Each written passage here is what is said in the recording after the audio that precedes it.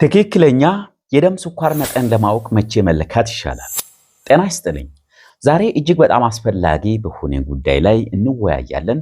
ብዙዎቻችሁ የደም ስኳር መጠናችንን እንለካለን፣ ነገር ግን ትክክለኛውን ውጤት ለማግኘት መቼ መለካት ነው ያለብን የሚለውን ጥያቄ አንስታችኋል። ዛሬ በዚህ ቪዲዮ ትክክለኛውን የመለኪያውን ጊዜ፣ በእነዚህ ጊዜዎች ደግሞ የደም ስኳር መጠን መለካት የሚሰጠውን ጥቅሞችና መውሰድ ያለባችሁትን ጥንቃቄዎችን በዝርዝር እንመለከታለን። እስከ መጨረሻው አብራችሁን ይቆዩ።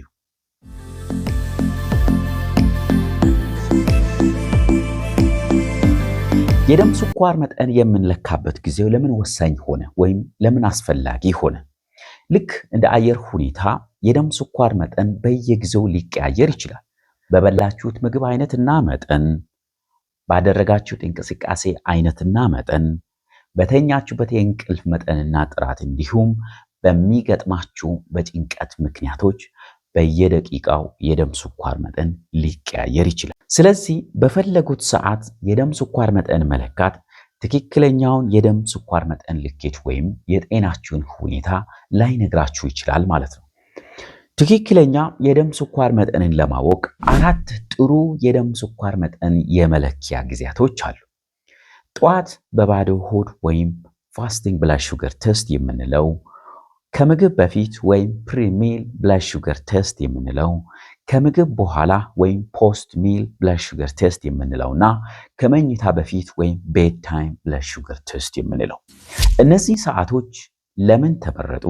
በእነዚህ ጊዜዎች ውስጥ የደም ስኳር መጠን የመለካት ጥቅሞችና መወሰድ ያለባቸውን አንዳንድ ጥንቃቄዎች ምንድነው የሚለውን እናያለን ማለት ነው። ጠዋት በባዶ ሆድ የደም ስኳር መለካት ወይም ፋስቲንግ ብላድ ሹገር በጤና ክትትል ውስጥ በጣም ወሳኝና መሰረታዊ የሚባል ምርመራ አይነት ነው። ይህ ምርመራ ሰውነታችሁ ለረጅም ሰዓታት በተለይ ከ8 ሰዓት እስከ 12 ሰዓት ምግብ ሳያገኝ ሲቆይ ስኳርን እንዴት እንደሚያስተናግድ ወይም እንዴት እንደሚቆጣጠር ይነግራችኋል። የምርመራ ውጤት ከ70 እስከ 99 ሚሊግራም ፐር ዴሲሊትር ከሆነ ይህ ጤናማ ወይም መደበኛ የምንለው የስኳር መጠን ነው። ይህም ሰውነቱን ስኳርን በአግባቡ እየተቆጣጠረ መሆኑን ያሳያል። ከ100 እስከ 125 ሚሊግራም ፐር ዴሲሊትር ከሆነ ቅድመ ስኳር ወይም ፕሪዲያቤቲክስ የምንለው ሲሆን የስኳር በሽታ ከመከሰቱ በፊት ያለ ምልክት ሲሆን ጥንቃቄ የሚያስፈልግ ደረጃ መሆኑን ያመላክታል። 126 ሚሊግራም እና ከዛ በላይ ከሆነ በተለይ በሁለት ተከታታይ ምርመራዎች ይህ ውጤት ከተገኘ ስኳር እንዳለቦት ወይንም በትክክል ያልተቆጣጠራችሁት ስኳር እንዳለ አመላካች ነው ማለት ነው። ጠዋት በባዶ ሆድ የደም ስኳር መጠን መለካት ለምን አስፈለገ? ይህ የኢንሱሊን ብቃትን ለማወቅ ያግዛል። ሌሊት ሙሉ ምግብ ሳንበላ ወይም ሳትጠቀሙ ስትቆዩ የደም ስኳር መጠን በኢንሱሊን ሆርሞንና በጉበት ስራ ብቃት የሚወሰን ይሆናል። ኢንሱሊን በሰውነት ውስጥ ምን ያክል ውጤታማ እንደሆነ በባዶ ሆድ የምትለኩት የስኳር መጠን ይነግራችኋል ማለት ነው። በተለይ በምትተኙበት ጊዜ ጉበታችሁ ለሰውነት እንደ ኃይል ምንጭ ሆነው ስኳርን ከተከማቸበት ወደ ደም ውስጥ ይለቃል። ምርመራው ጉበት ከመጠን በላይ ስኳር እየለቀቀ ነው ወይንም ከሚያስፈልገው መጠን በታች የሆነውን የስኳር መጠን ወደ ደም ውስጥ እየለቀቀ ነው ወይ የሚለውን ለማወቅ የጉበት ስራንም ወይም የጉበት ብቃትን ለመለካት ጭምር ያግዛል ማለት ነው። የተመገባችሁት ምግብ በደም ስኳር መጠን ላይ ያለውን ተጽዕኖም ለመለካት ጭምር ያግዛል። ምግብ ከመሉ በኋላ የደም ስኳር መጠን በተፈጥሮ ይጨምራል። ትክክለኛውን የምግብ ተጽዕኖውን ለማወቅ መሰረታዊ የሆነ ደግሞ ወይንም ቤዝ ላይን የሆነ የደም ስኳር መጠን መታወቅ ስላለበት በባዶ ሆድ የደም ስኳር መጠናችሁን በምትለኩበት ጊዜ ቤዝ ላይን ወይም መሰረታዊ የሆነ የስኳር መጠን ይኖራችኋል ማለት ነው። በባዶ ሆድ የደም ስኳር መጠን መለካት የሚሰጧቸው ጥቅሞች ምንድን ናቸው? በአንደኛ ደረጃ የስኳር በሽታም ለማወቅ ብዙ ሰዎች የስኳር በሽታ ምልክት ላይታይባቸው ወይም ላይኖራቸው ይችላል። ለዓመታትም ሊቆዩ ይችላል። ነገር ግን የደም ስኳር መጠን በእንደዚህ ሁኔታ መመርመር የስኳር ሁኔታውን ለማወቅ ያግዛል። ሁለተኛ የሕክምናን ውጤታማነት ለመከታተል መድኃኒት ካስጀመረን በኋላ ወይንም የተለያዩ አኗኗር ዘይቤ ለውጦችን ካደረጋችሁ በኋላ ውጤቱ እንዴት ነው የሚለውን በተደጋጋሚ እየለካን ክትትል ልናደርግ እንችላለን ማለት ነው። በሶስተኛ ደረጃ ሌሎች የጤና ሁኔታዎችን ለመከታተል ያግዘናል። ከፍተኛ የደም ስኳር መጠን ለረጅም ጊዜ ከፍ ብሎ ከቆየ ለደም ስሮችና ለልብ ችግሮች እንዲሁም ለነርቭ ጉዳቶች ሊያጋልጣችሁ ስለሚችል ይሄንን ለመገመት ወይም ለመተንበይም ያግዘናል ማለት ነው። ምርመራ ከመደረጉ በፊት ማወቅ ያለባችሁ ወይም ማድረግ ያለባችሁ ጥንቃቄዎች አሉ።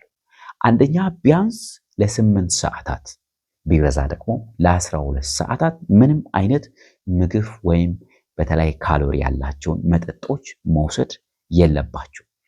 ውሃ ግን መውሰድ ይቻላል። ሌላው ምርመራን ከማድረጋችሁ በፊት መድኃኒት መውሰድ የለባችሁ። ከምርመራ በኋላ ነው መድኃኒት መወሰድ ያለበት ማለት ነው። ሌላው ከምርመራ በፊት ከበድ ያለ የአካል ብቃት እንቅስቃሴ አለማድረግ ማለት እረፍት ያስፈልጋችኋል ማለት ነው። ከበድ ያለ የአካል ብቃት እንቅስቃሴ የምትሰሩ ከሆነ የደም ስኳር መጠናችሁ ከፍ ወይም ዝቅ ሊል ይችላል ማለት ነው። ስለዚህ በአንድ ቀን ባደረጋችሁት ምርመራ ያላችሁት የስኳር ሁኔታ መወሰን ባይቻልም አንዳንድ ጊዜ ደጋግመው ማየት አስፈላጊ ይሆናል። ወይንም የሶስት ወር የስኳር ክምችት በተጨማሪ ማሰራት አስፈላጊ ሊሆን ይችላል ማለት ነው። ሁለተኛው ከምግብ በፊት የሚደረግ የስኳር ምርመራ ወይም ፕሪሚል ቴስት የምንለው በተለይ የስኳር ህመም ያለባችሁ ሰዎች በቀን ውስጥ የስኳር መጠናችሁ በምን ደረጃ ላይ እንዳለ ለማወቅና የምትወስዱትን ምግብ ወይንም መድኃኒት ለማስተካከል የሚጠቅም የምርመራ ዘዴ ነው። ይህ ምርመራ ከጠዋት በባዶ ሆድ ወይም ፋስቲንግ ፕላስ ሹገር ምርመራ የሚለየው በቀን ስለሚደረግ ነው። ጠዋት ወይም በባዶ ሆድ የሚደረግ ሳይሆን በቀን ውስጥ የሚደረግ መሆኑ ነው። ለምሳሌ ከምሳ ወይንም ከራት በፊት የሚደረግ ምርመራ ስለሆነ ፕሪሚል ቴስት ወይም ከምግብ በፊት የሚደረግ ምርመራ ተብሎ ይመደባል። የዚህ ምርመራ ዋና ጥቅም የምግብ ምርጫውን ለመወሰን ያግዛችኋል። ከመብላቱ በፊት ስኳሩ ከፍ ያለ ከሆነ ስኳር ያለበትን ምግብ ወይም ካርቦሃይድሬት ምግቦችን በመቀነስ ስኳሩ የበለጠ እንዳይጨምር ጥንቃቄ ለማድረግ ይረዳችኋል ማለት ነው። ሌላው የመድኃኒት መጠን ለመወሰን ለምሳሌ ኢንሱሊን የሚጠቀሙ ሰዎች ከምግብ በፊት ባለው ውጤት ላይ ተመርክዞ የሚወጉትን የኢንሱሊን መጠን ሊያስተካክሉ ይችላሉ።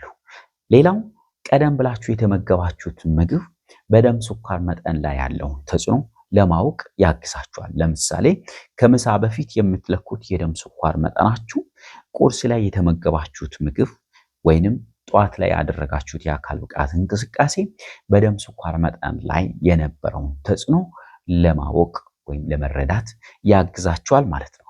ሌላኛው ስኳሩ በጣም ዝቅተኛ ከሆነ ወይም ሃይፖግላይሴሚያ የምንለው ሁኔታ ከገጠማችሁ ሳትዘገዩ ምግብን በመብላት ራሳችሁን ከመሳት ወይም ሌሎች ጉዳቶች ሳይከሰቱ ማስተካከል ትችላላችሁ። እንደ አሜሪካን የስኳር ማህበር ወይም አሜሪካን ዲያቤቲክ አሶሲዬሽን መመሪያ መሰረት የስኳር ህመም የሌለበት ሰው ከሆነ ከ100 ሚሊግራም ፐር ዴሲሊትር በታች መሆን ይኖርበታል።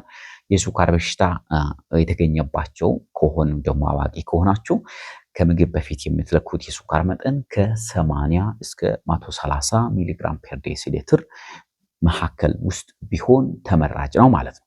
ከምግብ በፊት በምትለኩበት ጊዜ ውጤቱ ባልታሰበ ሁኔታ ከፍ ወይም ዝቅ እንድል የሚያደርጉ ምክንያቶችን እንያቸው።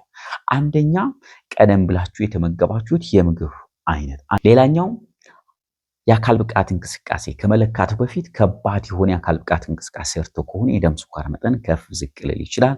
ሌላ ውጥረት ካለባችሁ ወይም ስትሬስ ሁኔታዎች ካለም፣ ሌላው የወሰዳችሁት የመድኃኒት አይነት፣ ጠዋት መድኃኒቱ የወሰዱበት ሰዓት ወይም መጠኑ የደም ስኳር መጠን ላይ ተጽዕኖ ሊያሳድር ይችላል።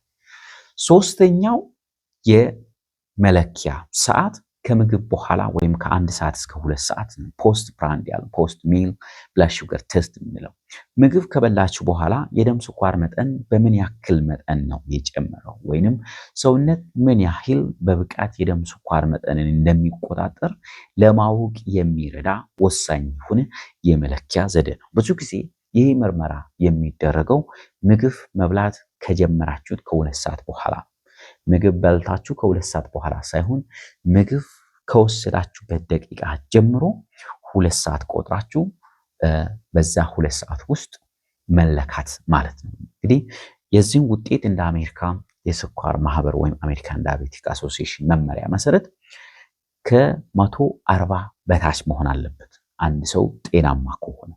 የስኳር በሽታ ካለባችሁ ደግሞ የደም ስኳር መጠናችሁ ከ180 ሚሊግራም ፐር ዴሲሊትር በታች ቢሆን ይመረጣል። ከ180 ሚሊግራም ፐር ዴሲሊትር በላይ ከሆነ የደም ስኳር መጠናችሁ በጥሩ ሁኔታ እንዳልተቆጣጠራችሁ አመላካች ነው ማለት ነው። የዚህ ልኬት ዋና ጥቅም ምንድነው? አንደኛ የተደበቀ ስኳር ካለ ለማወቅ ያግዛቸዋል። አንዳንድ ሰዎች የጠዋት ወይም የባዶ ስኳራቸው ጤናማ ሆኖ እንኳን ከምግብ በኋላ ግን የሚለኩት የስኳር መጠናቸው ከፍ ሊል ይችላል። ይህ ምርመራ ድብቅ የሆነ የስኳር በሽታ እንዳለባቸው አመላካች ነው። ይህ ደግሞ ለተለያዩ ከስኳር በሽታ ጋር ተያይዞ ለሚመጡ ችግሮች ወይም ኮምፕሊኬሽኖች ሊያጋልጣችሁ ይችላል። ሁለተኛ የምግብ ተስማሚነታችሁን ለመፈተሽ የትኛው ምግብ ስኳሩን በከፍተኛ ሁኔታ እንደሚጨምር ለማወቅ ያግዛችኋል። ለምሳሌ ነጭ ዳቦ ከበሉ በኋላ እና አጃ ከተመገቡ በኋላ በሁለቱ በተለያየ ጊዜ የደም ስኳር መጠናችሁን ቼክ አድርጋችሁ የምታነጻጽሩ ከሆነ የትኛው ምግብ ከፍ እንደሚያደርግባችሁና የትኛው ምግብ ደግሞ እንደማይረብሽ በቀላሉ መረዳት ትችላላችሁ ማለት ነው። ሶስተኛ የኢንሱሊን ስራን ለመገምገም ጭምር ያግዛችኋል። ሰውነቱም ምግብ ሲመገብ የኢንሱሊን ሆርሞን አፍልቆ የደም ስኳር መጠንን ያወርዳል። ነገር ግን ከምግብ በኋላ የደም ስኳር መጠናችሁ በጣም ከፍ ካለ ሰውነት ለኢንሱሊን የመታዘዝ ሁኔታ አነስተኛ ወይንም በቂ የሆነ ኢንሱሊን ሰውነት ውስጥ አለመኖሩን ያመለክታል ማለት ነው። በአራተኛ ደረጃ የረጅም ጊዜ ችግርን ለመከላከል ጭምር ያግዛችኋል። ከምግብ በኋላ ያለውን ስኳር ሁል ጊዜ ከፍተኛ ከሆነ ለልብ፣ ለኩላሊት፣ ለአይን እንዲሁም ለነርቭ፣ ለሌላ ጤና ችግሮች ያጋልጣችኋል ማለት ነው። አራተኛው የደም ስኳር መጠን የመለኪያ ጊዜ ከመተኛት በፊት ወይም ቤድ ታይም ብለድ ሹገር ቴስት የምንለው በተለይ የስኳር ህመም ለመቆጣጠርና ለቀጣይ ቀን ዝግጅት በጣም አስፈላጊ የሆነ መለኪያ ቢኖር ከመኝታ በፊት የምትለኩት የደም ስኳር መጠን ነው። ይህ ምርመራ ሌሊቱን ሙሉ ሰውነቶ በምን አይነት ሁኔታ እንደሚያሳልፍ ፍንጭ ይሰጣቸዋል።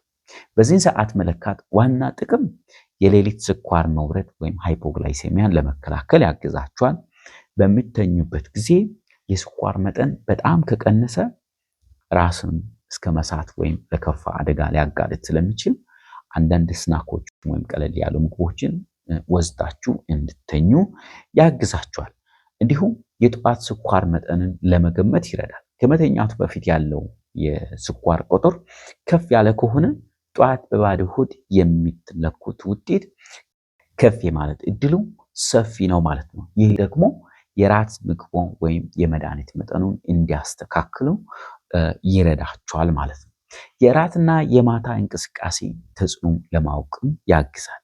የበሉት ራት ወይም ምሽት ላይ ያደረጉት እንቅስቃሴ በደም ስኳር መጠን ላይ ያመጣውን ለውጥ ያሳያቸዋል ማለት ነው።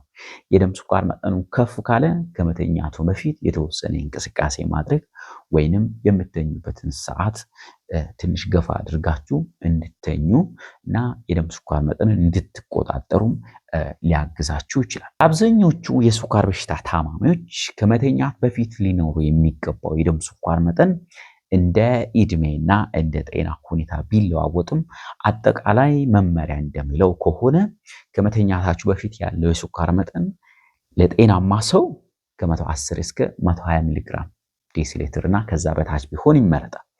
የስኳር በሽታ ካለባችሁ የደም ስኳር መጠናችሁ ደግሞ ከ100 እስከ 140 ሚሊግራም ዴሲሊትር መካከል ውስጥ ቢሆን ይመረጣል ማለት ነው።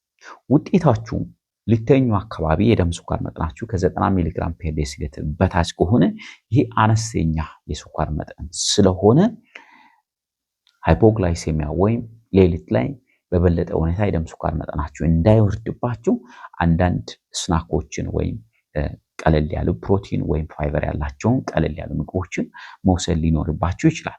እንዲሁም ደግሞ የምትለኩት የስኳር መጠን ከ180 ሚሊግራም ፐር ዴሲሊትር በላይ ከሆነ የወሰዳችሁት ምግብ ወይም የወሰዳችሁት መድኃኒት ላይ ተጽዕኖ አለ። መጠኑ የመድኃኒት መጠን አነስተኛ ሊሆን ይችላል። የካርቦሃይድሬት ምግቦች እንደ እንጀራ፣ ዳቦ መጠናቸውን መቀነስ ወይንም ከራት በኋላ ትንሽ መራመድ ወይ እንቅስቃሴ ማድረግ በዚህን ሰዓት ሊጠቅማችሁ ይችላል። የደም ስኳርን በትክክል ሰዓት መለካት ጤናውን ለመቆጣጠር ቁልፍ መሳሪያ እንደሆነ በዚህ ቪዲዮ አይተናል። ዛሬ ያያችሁት ነጥቦችን ተግባራዊ በማድረግ ጤናውን ወይም የደም ስኳር መጠን በሚገባ ልትቆጣጠሩ ትችላላችሁ። ቪዲዮ ከጠቀማችሁ ላይክ አድርጉ። ሌሎችም እንደዚህ ቪዲዮ የሚፈልጉ ሰዎች ስለሚኖሩ ሼር ማድረጋችሁን አትርሱ። ለተጨማሪ የጤና መረጃዎች ቻናሌን ሳብስክራይብ አድርጉ። ጤና ይስጥልኝ። ሌላ ጊዜ በሌላ ቪዲዮ ላገኛችሁ። እስከዛው ድረስ ቻው።